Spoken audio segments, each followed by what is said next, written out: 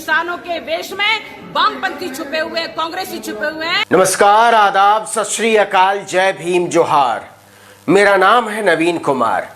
इसी को कहते हैं पीठ में खंजर भोंकना, मतलब बंद कमरे में बातचीत का ड्रामा और सामने से छुरा चलाना। वैसे तो बीजेपी पहले दिन से किसानों को उग्रवादी या आतंकवादी साबित करने का एजेंडा चला रही है। उसके बड़े बड़े मंत्री पूरी ढिठाई के साथ किसानों को खालिस्तानी और पाकिस्तानी बता रहे हैं। लेकिन जब आतंकवाद का आरोपी रहा, जमानत पर चल रहा, जिसे भारत को तोड़ने की साजिश रचने, दंगा फसाद कत्लेआम के आरोप में पकड़ा जा चुका हो और जिसकी सेहत पर तरस खाकर अदालत ने जमानत दी हो, वो खुलेआम किसानों को गालियां दे, उसे देशद्रोही कहे, तो पूछना बनता है कि बीजेपी चाहती क्या है, उसका एजेंडा क्या है। वीडियो को अंत तक देखिए, क्योंकि जमानतधारी प्रज्ञा सिंह ठाकुर केवल किसानों को ही गालियां नहीं दे रही हैं, वो दलितों को भी गालियां दे रही हैं, वो आदिवासियों को भी गालियां दे रही हैं, वो पिछड़ों अल्पसंख्यकों को भी गालियां दे रही हैं। वो चाहती हैं कि इस देश के दलित, आदिवासी, पिछड़े उनके सामने घुटनों के बल बैठे रहें और इनकी मानसिकता के लोग उन्हें कुचलकर आगे बढ़ते रहें। लेकिन पहले अन्नदाताओं पर इनकी सोच। इनके आंदोलन नहीं है, ये तो राष्ट्रघात के लिए तैयार हैं और ऐसे लोगों को जल्दी से जल्दी सजा मिलनी चाहिए, ऐसे लोगों को जेलों में डालना चाहिए, क्योंकि ये लोग हमेशा देश के विरुद्ध खड़े हो जाते हैं। सोचिए कि ये कौन कह रहा है। मालेगांव धमाकों में मुंबई एटीएस की चार्जशीट के मुताबिक आतंक की एक आरोपी। आप भूल गए होंगे, लेकिन ये वही प्रज्ञा सिंह ठाकुर हैं जो गांधी से नफरत करती हैं और गोडसे जिनका नायक है, विधाता है, और जिनकी सोच को पुरस्कृत करते हुए बीजेपी ने उन्हें संसद में बैठाया है। और अब बीजेपी की छिपी हुई सोच की ये असल नुमाइंदगी कर रही हैं। मतलब जिसे हाईकोर्ट तक ने कह दिया था कि इसे नहीं छोड़ सकते, इससे देश की सुरक्षा को खतरा है, ऐसे लोगों का जेल से बाहर रहना कानून व्यवस्था और जांच के लिए ठीक नहीं है।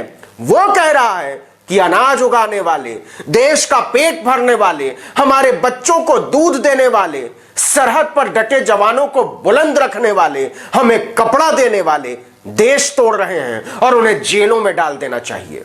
ये लोग भाग ले रहे हैं, क्यों? क्योंकि ये किसान नहीं है। मतलब जमानतधारी प्रज्ञा सिंह ठाकुर खुलेआम कह रही हैं कि गृह मंत्री अमित शाह किसानों से बातचीत करके गलत कर रहे हैं, कृषि मंत्री नरेंद्र तोमर गलत कर रहे हैं, वाणिज्य और रेल मंत्री पीयूष गोयल गलत कर रहे हैं, और तो और खुद प्रधानमंत्री नरेंद्र मोदी किसानों से बातचीत की पैरवी करके सरासर गलत कर रहे हैं। क्योंकि बीजेपी के जमानतधारी सांसद के मुताबिक किसान तो देश तोड़ रहे हैं और उनकी जगह बातचीत की टेबल नहीं, जेल है। ये लोगों के, ये अन्य प्रकार के लोग किसानों के वेश में आकर के और किसानों के अंदर भ्रम फैला रहे हैं।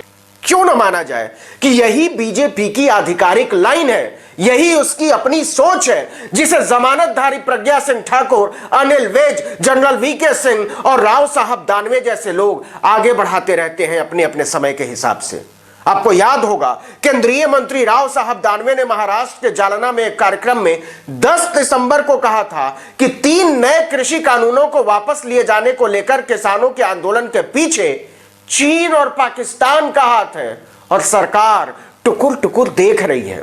किसानों को पाकिस्तानी, खालिस्तानी, देशद्रोही, दहशतगर्द कहने की यह मानसिकता आती कहां से है। लेकिन जो अफसोसनाक है वो ये कि दहशतगर्दी के पुराने आरोपी, देश तोड़ने की साजिश रचने में जेल जा चुके बीजेपी के जमानतधारी भी धरती पुत्रों को गालियां दे रहे हैं, नीचा दिखा रहे हैं, उनकी तौहीन कर रहे हैं। जो किसानों के लिए बिल लाया गया है, वो बिल 100% 100% किसानों के हित में है और इसमें किसी प्रकार से सुधार की कोई आवश्यकता नहीं है, क्योंकि सुधार करके ही ये बिल लाया गया है। किसानों का वोट लेकर संसद के अंदर और बाहर अंबानी और अडानी के लिए किसानों को गालियां देने वाले कहां मिलेंगे? बीजेपी को इन पर नाज है। वैसे गांधी के हत्यारों की वंदना करने वालों से इससे ज्यादा की उम्मीद भी क्या करनी। लेकिन इस जमानतधारी के जलवे इतने ही नहीं है, इनकी इच्छा है कि दलित, पिछड़े और आदिवासी पुष्ट दर पुष्ट इनकी पालकी ढोते रहें, इनकी जूतियां उठाते रहें। क्योंकि ये जाति से क्षत्रिय हैं, उच्च समझती हैं अपने आप को, और शूद्रों का धर्म है बिना सवाल किए सबकी सेवा करते जाना।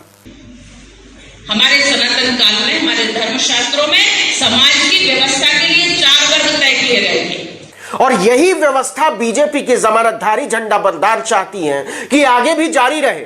सदियों के शोषण से इनका जी नहीं भरा है, इनका कलेजा छलनी हो जाता है जब ये किसी दलित को दफ्तर जाते देखती हैं, किसी आदिवासी को हवाई जहाज उड़ाते देखती हैं, किसी पिछड़े को अफसर की कुर्सी पर बैठे देखती हैं। लेकिन आतंकवाद की इस आरोपी की कुंठा केवल इतनी ही नहीं है, इनको दलितों, आदिवासियों, पिछड़ों को उनकी जातियों के नाम से पुकारने की छूट भी चाहिए। जूता सिलने वालों को उसकी जाति के नाम से पुकारना चाहती हैं, सफाई करने वाले वर्ण के लोगों को उसकी जाति के नाम से, बर्तन बनाने वाले को उसकी जाति के नाम से, हजामत करने वाले को उसकी जाति के नाम से, कपड़े धोने प्रेस करने वाले को उसकी जाति के नाम से। मतलब आतंकवाद के आरोप में जेल जा चुकी बीजेपी की एमपी देश को संविधान से नहीं मनुस्मृति से चलाना चाहती है, वो भी खुलेआम। क्षत्रिय को क्षत्रिय कह दो बुरा नहीं लगता,